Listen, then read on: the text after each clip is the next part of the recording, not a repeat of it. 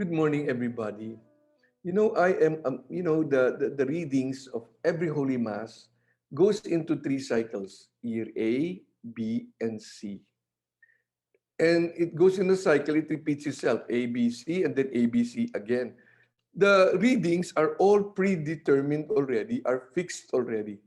It's always a marvel for me how, well, it's all the time, but especially during these times, all the readings are always parang geared towards our situation and geared towards us. Meaning it's so relevant to us at this point in time.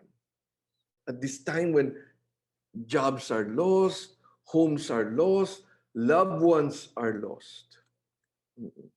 And there is not so much relief in sight. Parang gusto natin sabihin sa Diyos, please, Lord, please, tama na. The first reading from the book of Job is a long, complaining, impassioned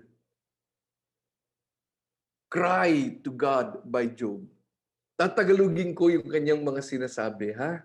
Talagang if you read it again, wow, it's so negative. Ang mga sinasabi niya, excuse me lang, tatagalugin ko yung contemporary Filipino language. Buwisit na buhay to. Ayoko na. Walang kwenta lahat. Hindi ako makatulog tuwing gabi. Hindi na ako sasaya ever in my life. Talagang hindi ko na kaya to. Diyos, pa sinabi niya, Diyos, lubayin mo na ako. You're so relentless, I don't even have time to swallow my laway. Oh, wow. Ganun. Parang isip natin, wow, ang kapal naman nito. Talking to God like that? This is what you call lamentation, hinagpis. It is a valid form of prayer. A valid form of prayer. Prayer is the lifting of our hearts and mind to God. Yung nilalaman ng puso mo, nilalaman ng utak mo. And sometimes, ang nilalaman niyan is not very pleasant. Lamentation. From the depth of distress, we express our struggles to find God in our pain. Very valid prayer. Prayer can be venting the darkness inside of us. Opening up our most painful struggles with God. Saint Teresa of Calcutta, she had a diary. And she gave instructions to the sisters to burn her diary when she dies. Siyempre, they consulted the Pope. And Pope John Paul II said, no. And her diary was published. Alam mo, ang mga saints, isa sa mga signs na saints sila talaga is ang impact nila pag namatay na sila, pag nasa heaven na sila. My goodness, this book that she wrote, that they published of her diary verbatim, has converted so many people who were alienated from God. Dito sa diary niya, Saint Teresa of Calcutta is the record holder for depression among the saints. Record holder. Tinalo niya si Saint Paul of the Cross. Imagine, cross pa yung pangalan niya. Saint Paul of the Cross, who was 50 years. Si Teresa of Avila, 57 years. Ang tawag niya kay God, the ever-absent one. And there was so much inner pain in her heart, she did not believe in heaven anymore. Like Job, I will never be happy anymore. Saint Teresa of Calcutta is a saint not because she worked with the poorest of the poor. Maraming gumagawa noon, excuse me lang. Pati yung habit niya, hindi original. Meron ng ganun na uno pa sa kanya. Ang ano sa kanya is, she continued to do what she was doing while she was so depressed. We know her as Nobel Peace Prize, best friend of Princess Diana and all those things. But when we read her diary, it was a totally different story. She was a very depressed woman until 30 minutes before her death. Her diary was full of lamentation. To lament to God is actually a prayer of trust. We can only say the deepest in our hearts and in our soul, in our mind. We can only be honest to the persons that we trust.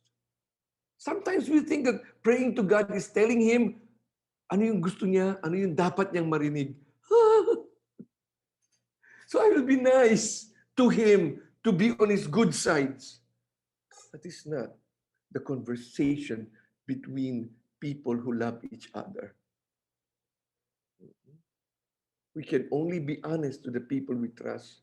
So, excuse me, go ahead. Get mad at him. Galit ka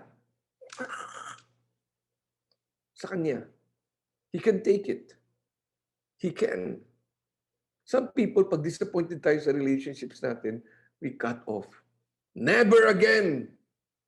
And then you will start to ignore that person, and that can be for years. Yung once upon a time, BFF mo, ayoko na. Yung ex-man mo, dati mong husband, ex-man. It can be a sibling. Para walang gulo, Father, para walang gulo. Wala na. Irreversible. Hanggang kamatayan na to. And sometimes we do the same for God. People do the same for God. We just move away from Him. Move away from Him lang. Hindi ko siya lalabanan. Hindi ako magko-complain sa kanya. I will not blame Him. I will just ignore Him. Which is the worst thing. We should never cut ourselves from God. Never cut ourselves from Him. Just continue this relationship. Masama ang loob mo, that's perfectly fine with Him. Perfectly fine with Him. What is prayer ba? What is prayer? Prayer is our response to God. Whatever that response is,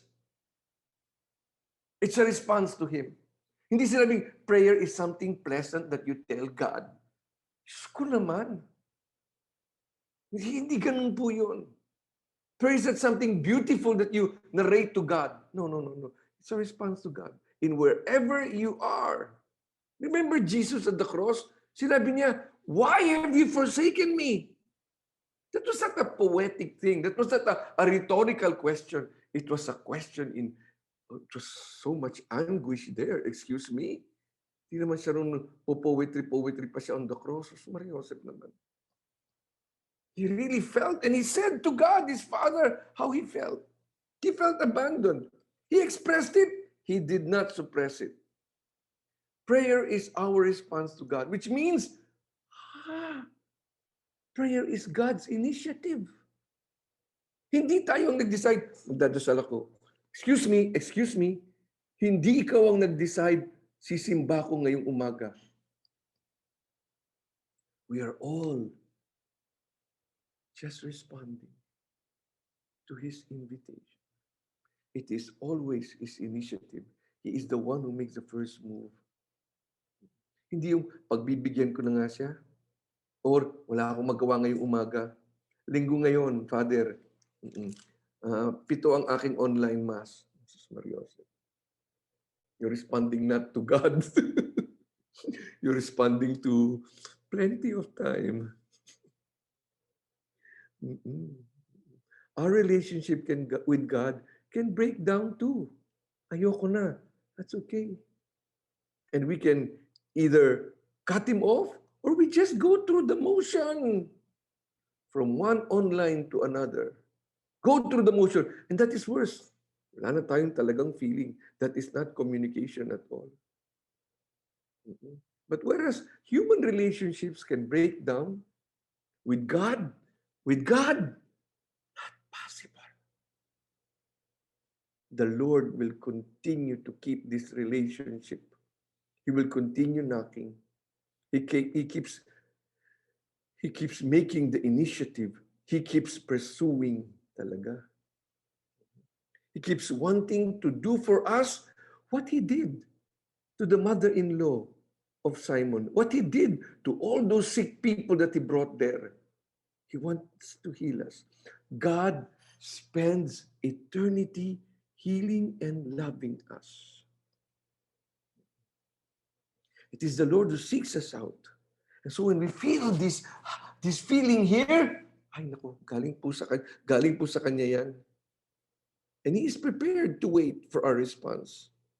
And He's not passively waiting. Niin tayo. Sige, ikaw ang lumayas, ikaw ang bumalik. No. Some parents are like that. Siya ang umalis ng bahay, matuto siyang bumalik. Ang Diyos, excuse me, kung ikaw natitiis mong anak mo, ang Diyos hindi tayo matitiis. Hindi niya tayo matitiis. He continues to draw us to Himself all the time. Let us respond to the depth of our hearts in whatever state we are.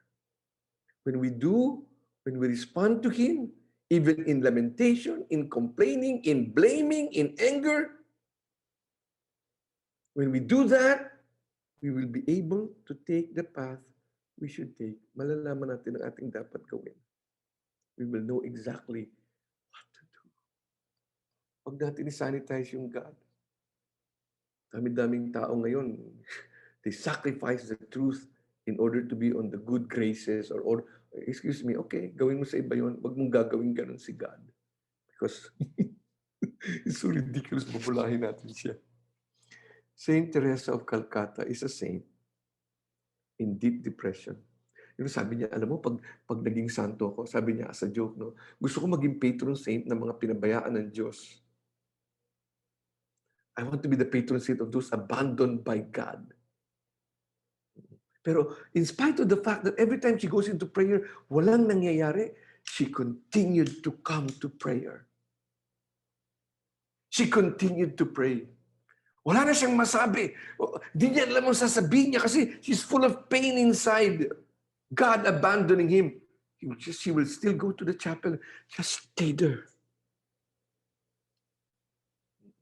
Ang dating sa akin, pag binasa mo yung diary niya, parang patigasan kami ni Lord. Sino who will be the first to give in? I'm not gonna give up. Every morning, andun pa rin siya. Andun pa rin siya. Same with us. This is a difficult time. Yes. Tell him. Tell him how you feel. Communicate with him. Hindi yung, I will cut off communication. And why will we do that? Because, as the responsorial psalm says, praise the Lord,